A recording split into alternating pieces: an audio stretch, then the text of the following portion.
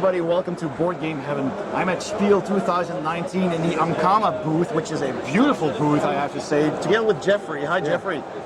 And we're here at this great table with Arkeis, a prototype of your upcoming game.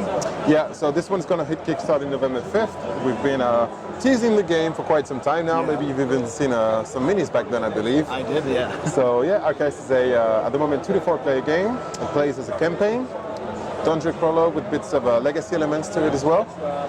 So each player has one character, gets to play 2 actions per turn, and try to solve out these mysteries that they have in front of them. Okay. So the way it goes is this happens in the mid-20s to 30s, by the way. So they have a theory that they want to prove to the world that actually ancient Egyptians mastered steam technology, which is why the game looks Egyptian, but also steampunky as well, steampunkish, you know? Okay, cool. So it's coming with lots of, actually more components than what you can see here. Yeah. Lots of modular rooms, double-sided ones as well, external tiles and so on, and it plays as a campaign, as I mentioned. So the most important thing, and legacy-wise as well, is this expedition logbook, which is, this is just a prototype. It's going to be way bigger, obviously. Okay. But so, I don't know if you can see, but it shows you the setting, the story, the rules and whatnot. Yeah. It gives you the setup for the missions. Some of the missions have a pre-determined layout. Okay. Some of them don't. And it's going to give you, like, you'll be able to unlock a few things, you know, campaign-wise. And it also has your camping sites at the very end, which when you begin your campaign is empty. You'll be buying tents and so on. So between missions you have like a rest phase, and you'll get to buy tents. You save everything in each character's own backpack as well. So that's the cool saving system. Actual backpack, yeah. Sorry about that. And so yeah, basically you follow the trail of tomb robbers, You land in the desert, you see the first door, and this, by the way, is the tutorial mission, and then you get to play the game. Cool. So how to play the game? Well, 2 actions per turn, as I said. You get to investigate, which is basically discarding tokens, and all the time you do this, you just locate the matching card and see what's going on. For instance, if I were to open this door, it would tell me that there's something behind the door. It would also give me which door I should place if it's not already placed. Yeah. It would give you like how many enemies are attacking you and so on. You can obviously move around and so on. There's a support action. This again is a full cooperative game. Yeah. So you have the special action of each character is actually a support action. You could like give out extra actions to the other characters. You could Riyadh, for instance, can heal the characters. Yeah. Eleanor, she's really savvy, so she likes to investigate and find some additional stuff and so on. Right. So you do have asymmetrical characters. Every character is special and has a the more you progress, the more they be like specialized, right? Oh wow. Because during the campaign, as I told you, you unlock a few things. Just taking this out real quick, you know.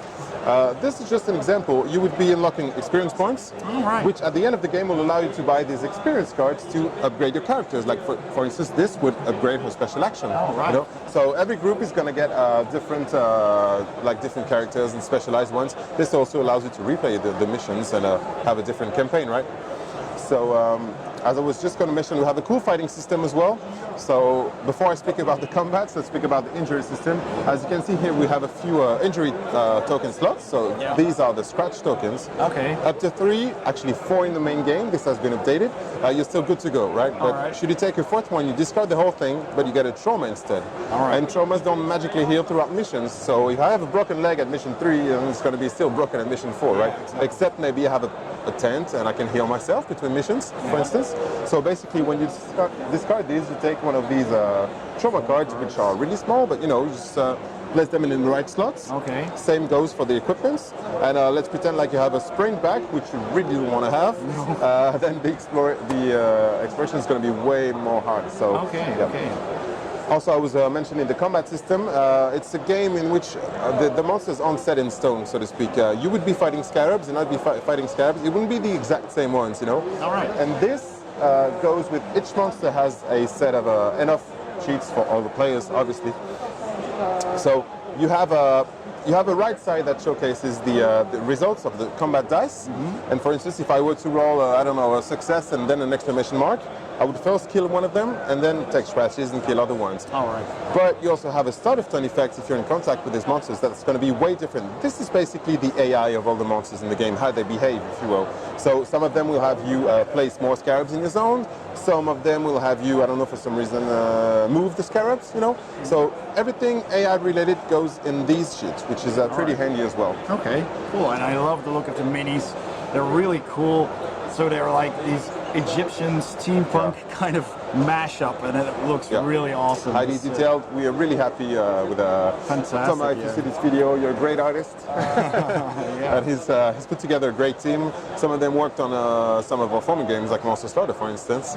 But yeah, quality-wise, we really stepped up in the last few years. And just these small scarabs, they look amazing. They look highly detailed. Really detailed. Yeah, it's pretty impressive. And obviously, there's going to be more during the Kickstarter campaign. More minis, more scenarios as well, more ways to customize your stuff, and actually something that I haven't told anyone yet, you'll be the first to get the information. When you'll be playing Arkeis, keep your eyes open. Really look for everything, because there might be some hidden stuff here and there on the game components, maybe, or whatever. You know? So okay, that's there's going to be some cool stuff. I want to keep a part of mystery, right? Yeah. But yeah, basically it's a 15 to 20 hours gameplay campaign, maybe more if you get some extra stuff. Yeah. But yeah, we didn't want to have like a 200 hours gameplay. Since the game is really narrated with the cards and so on. We'd rather have 20 hours of cool experience than, you know, so. Yeah, that's true. And again, everything is told throughout the cards, the expedition logbook, and also some of the components that you might find out sooner or later. So when will this be in Kickstarter again? So November 5th up till November 28th, I believe. Yeah, 28th. Yeah. All right, so keep an eye on that. When that goes live, I'll put a link in the description below so you can go and visit that. Yeah. Thank you very much, Geoffrey, for your time and for your overview of this fantastic looking game.